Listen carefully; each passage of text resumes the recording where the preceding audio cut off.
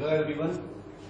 देखते हैं पिछले पार्ट में हमने बताया था कैसे पुर्तगाली लोग भारत आए और उन लोगों ने कैसे कैसे अपनी सीमाएं देखी, कहाँ कहाँ उनको रुकना था, किस तरीके से उन्होंने काम किए। चलिए आज हम पार्ट 2 शुरू करने वाले हैं और पार्ट 2 में आज हम पढ़ेंगे पुर्तगाली साम्राज्य की शुरुआत भारत में किस प्रकार हुई।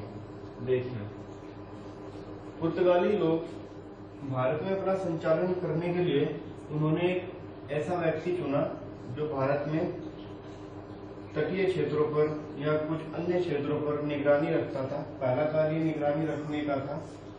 दूसरा कार्य, उस व्यक्ति का दूसरा कार्य यह था कि भारत के तटीय क्षेत्रों से कौन कौन सी दूसरी विदेशी कंपनियां या विदेशी शक्तियां व्यापार कर रही हैं, उनको वहां से हटाने का काम भी इसी व्यक्ति को दिया गया। और इस व्यक्ति का जो पद था उस पद को गवर्नर कहा गया। गवर्नर। चलिए, गवर्नर की शुरुआत हुई इस तरह से, इस पद की शुरुआत हुई। इसको जो गवर्नर चुना जाता था वो पुर्तगाल से शाही लोगों द्वारा चुना जाता था और इसी कारण इसको शाही अधिकारी भी कहा जाने लगा, गवर्नर को। चलिए, भारत में आने वाले पहले गवर्नर को देखते हैं। कौन था पहला governor? Francisco de Almeida Bharat में आने वाला पहला गवर्नर था, जिसको पुर्तगाल से 1505 में नियुक्त करके भारत भेजा गया।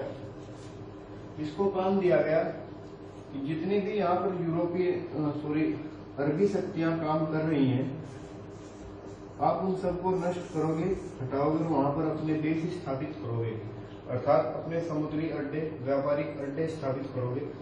भारत के कोरोमंडल तक पर इसको यह काम दिया गया था।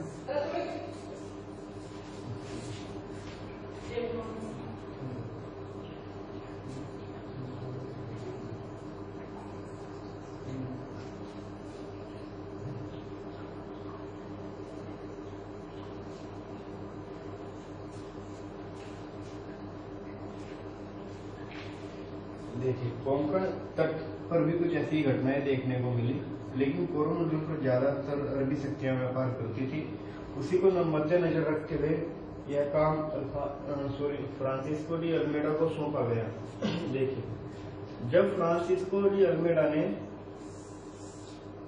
अरबों पर नजर रखी, उनके व्यापारिक अड्डों को तबाह किया और समुद्री कार्य और था, जो समुद्री पुर्तगालियों की समुद्री शक्ति बहुत ही ज्यादा मजबूत थी। यही इनकी जीत का एक मुख्य कारण रहा है।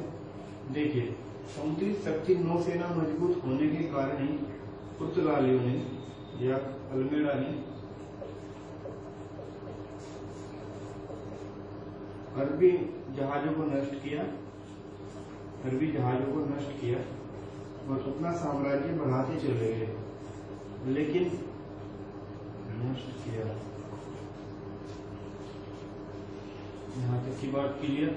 अब देखते हैं, जैसे जैसे अपना साम्राज्य बढ़ाते जा रहे थे तो गुजरात के कुछ शासक और अरब व्यापारी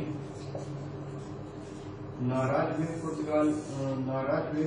फ्रांसिस्को डी अल्मेडा के कदम से और इन्होंने इसके खिलाफ युद्ध छेड़ दिया। युद्ध का परिणाम यह रहा, इस युद्ध में फ्रांसिस्को डी अल्मेडा का पुत्र वीरगति क्या हम कह सकते हैं, मारा गया। पुत्र इसका मारा गया और इस घटना ने अल्मेडा को इतना ठेस पहुंचाया कि इसने 1 वर्ष के पश्चात दोबारा युद्ध किया और उस युद्ध में अरब और गुजरात दोनों को हरा दिया। लेकिन इससे पुर्तगाली कंपनी को कोई ज्यादा खास लाभ नहीं हुआ।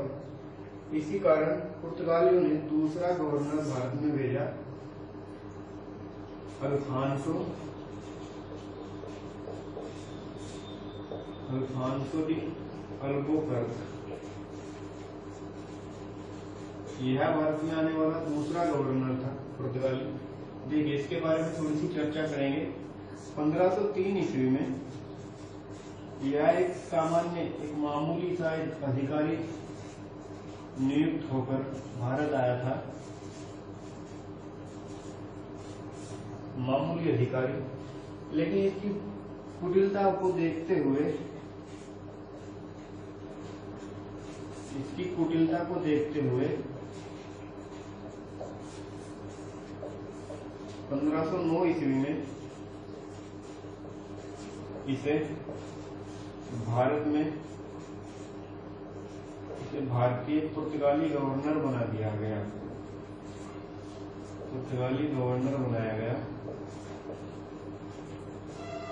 पुर्तगाली गवर्नर बनने के पश्चात अल्फांसो डी अल्बुकर्क ने कुछ महत्वपूर्ण कदम उठाए। अल्मेडा ने केवल नजर रखी यहाँ आने वाले क्षेत्रों में जो भी शक्तियां थी उनको नष्ट किया, जबकि अल्बुकर्क ने इन क्षेत्रों पर अपने बेस स्थापित किए, अड्डे बनाए। पहला जो अड्डा था इनका, इन्होंने कोचीन को अपना पहला अड्डा बनाया और पहली फैक्ट्री भी अपनी यहीं लगाई इन लोगों ने। दूरदर्शी सोच के कारण अल्बुकर्क ने गोवा पर अपनी नजरें गड़ाई और गोवा की महत्वता को समझा। गोवा एक ऐसा क्षेत्र था भारत के अंदर उस दौरान, इसकी सामरिक महत्वता इतनी ज्यादा थी कि पूरे हिंद महासागर पर गोवा से ही नजर रखी जा सकती थी कि कौन कौन सी शक्तियां भारत आने की कोशिश कर रही हैं। और दक्षिणी भारत से ऊपर के क्षेत्र में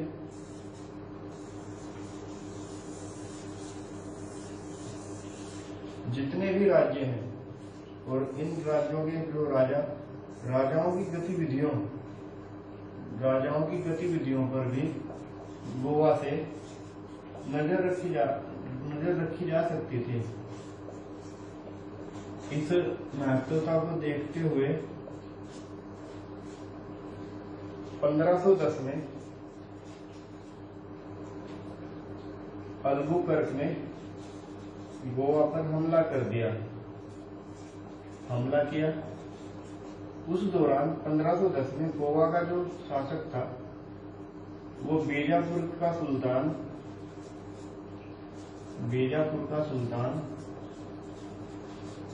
यूसुफ आदिल शाह हुआ करता था। आदिल शाह को हराने के पश्चात 1510 में गोवा पर पुर्तगालियों का कब्जा हो गया और इन्होंने इसे अपना प्रमुख बंदरगाह बनाया। यह साम्राज्य की शुरुआत थी इनकी।